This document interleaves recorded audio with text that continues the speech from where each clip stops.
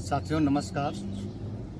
आज मैं आपको स्वस्थ रहने का तरीका बताने वाला हूँ और कैसे कम समय में आप योग करके अपने आप को स्वस्थ रख सकते हैं।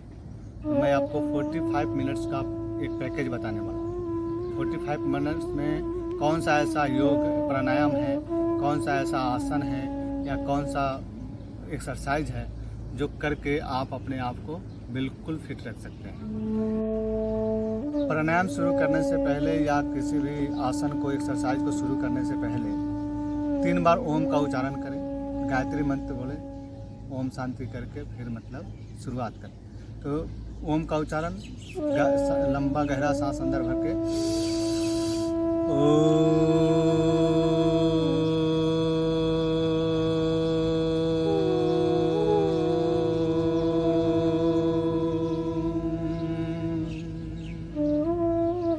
ऐसे 3 बार, फिर गायत्री मंत्र का उच्चारण और इसके साथ मतलब फिर भस्त्रिका प्राणायाम शुरुआत करें। तो भस्त्रिका प्राणायाम आपको 5 मिनट करना है।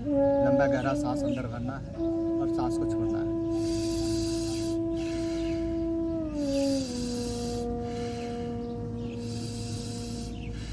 सांस सीने में भरना है, फेफड़े में भरना है। जब सांस लेंगे तो सीना फूलना चाहिए।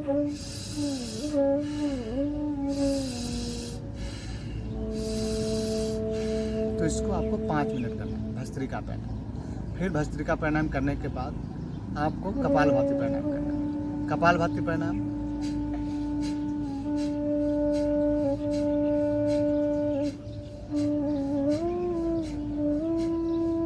कपालभाति प्राणायाम करते समय सांस को बाहर फेंकना है। नाक के ऊपर झटका देंगे, जब सांस बाहर फेंकेंगे तो पेट अपने आप अंदर जाएगा। पेट पे कोई भी ध्यान नहीं होना चाहिए, सांस लेने में कोई ध्यान नहीं होना चाहिए, इसमें सिर्फ सांस छोड़ने में ध्यान होना चाहिए। तो कपालभाति प्राणायाम ऐसे आप 10 मिनट रोज करें।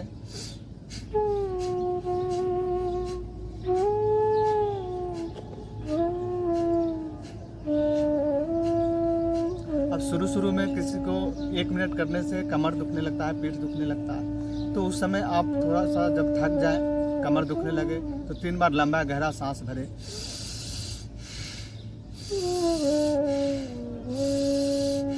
फिर शुरू करें कपालभाति प्राणायाम।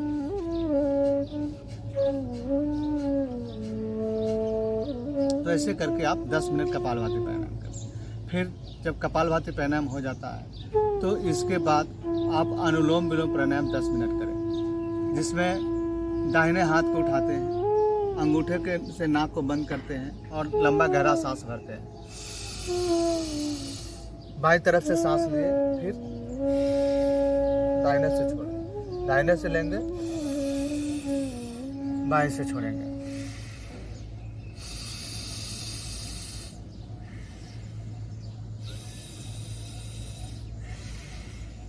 तो दाहिने तरफ से अंगूठा और बाएं तरफ से बीच का 2 उंगली, रिंग फिंगर और मिडिल फिंगर, इस 2 उंगली का इस्तेमाल करना है।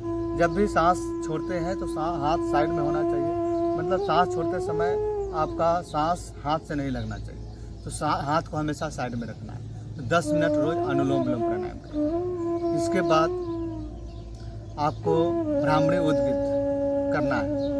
तो भ्रामरी उद्गित जैसे अंगूठा कान पे, 3 उंगली आँख पे, 1 उंगली कपाल पे, मुख बंद, नाक से 5 बार ओम का उच्चारण करेंगे, ध्वनि निकालेंगे, ओम का ध्वनि।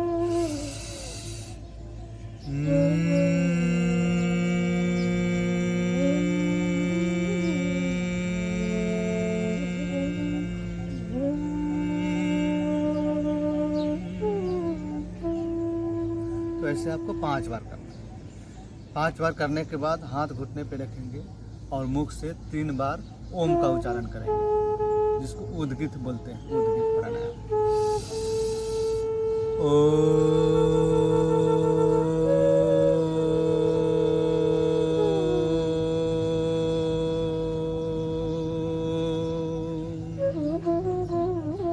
तो ऐसे 3 बार करना है और भ्रामरी उद्गित करने के बाद फिर 1 मिनट ध्यान में बैठना है। तो ये लगभग आपको 4 से 5 मिनट लगेंगे।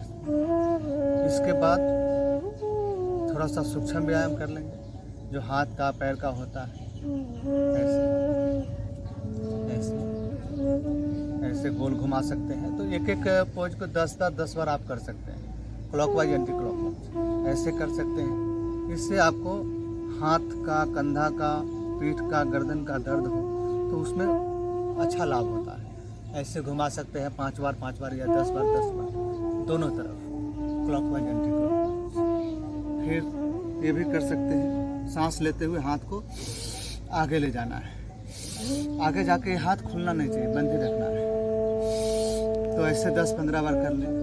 फिर दोनों हाथ का इंटरलॉक करें, ऐसे मतलब साइड में खींचे सांस लेते हुए।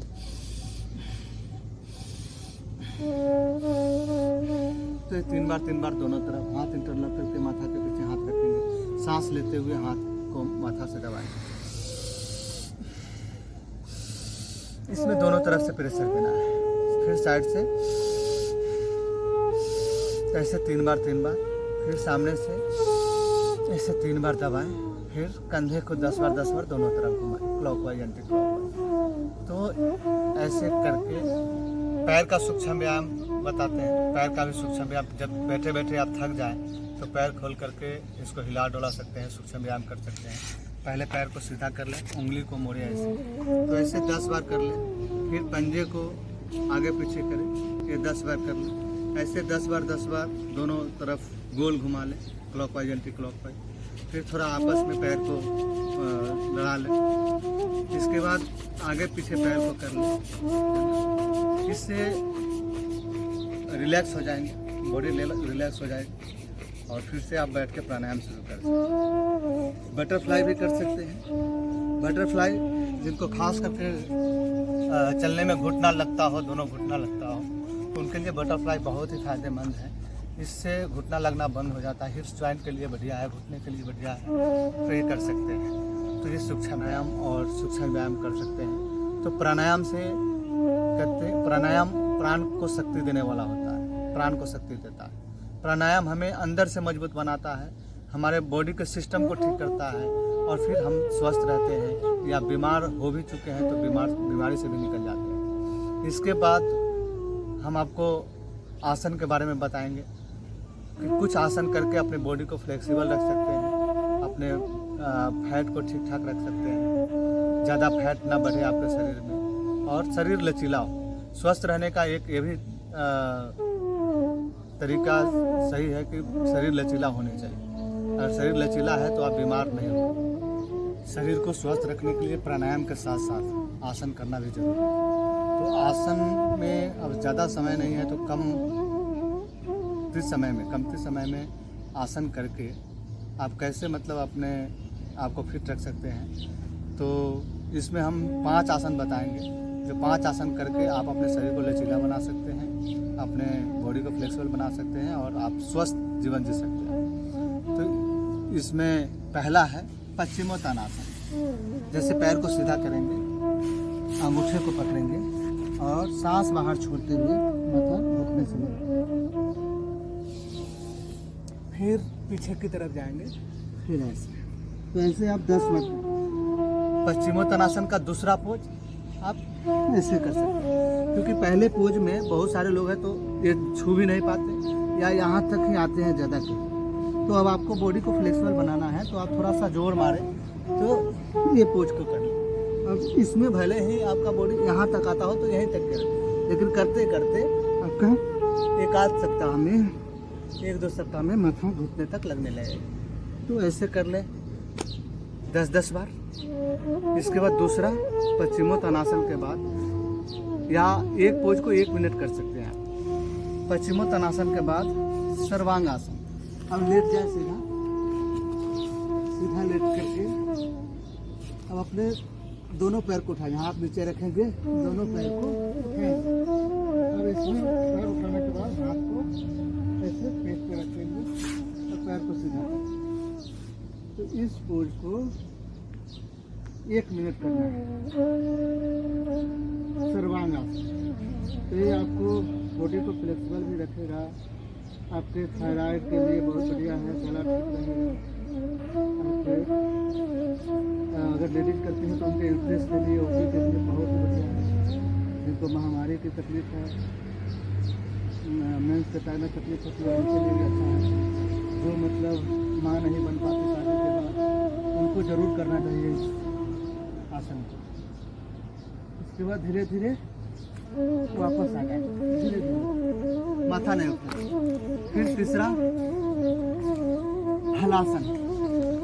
हलासन में ऐसे हाथ नीचे रखेंगे, दोनों पैर को उठाएंगे और धीरे धीरे करके पैर माथा के पीछे जमीन पर टिकाएंगे ऐसे।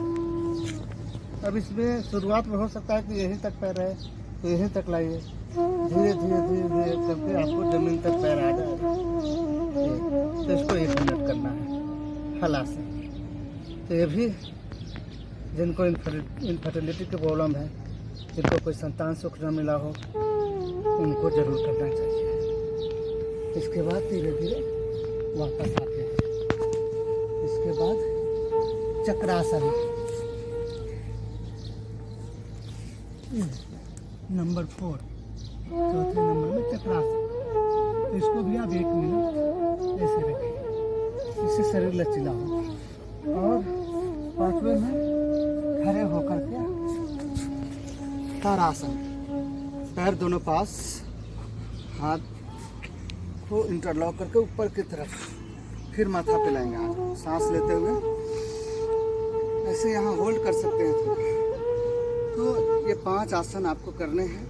ये 5 आसन करके अपने शरीर को लचीला बना सकते हैं। और जैसे कोई लड़की अगर 18 साल से कम की है तो अपने हाइट को बढ़ा सकती है, लड़के 21 साल तक अपने हाइट को बढ़ा सकते हैं इस आसन को करके। इसके बाद मैं आगे सूर्य नमस्कार के बारे में बताऊंगा कि एक एक्सरसाइज सूर्य नमस्कार करके आप अपने आप को कैसे फिट रख सकते हैं, इसके बारे में बताऊंगा। सूर्य नमस्कार के 12 पोज करके आप अपने आप को फिट रख सकते हैं, शरीर को लचीला बना सकते हैं। अपने शरीर में कहाँ कितना फैट चाहिए उतना फैट हो सकता है। तो इसके 12 पोज एक एक करके हम बताएंगे। पहला पोज यहाँ से शुरू करना है, फिर दूसरे में सांस लेते हुए पीछे की तरफ जाना है,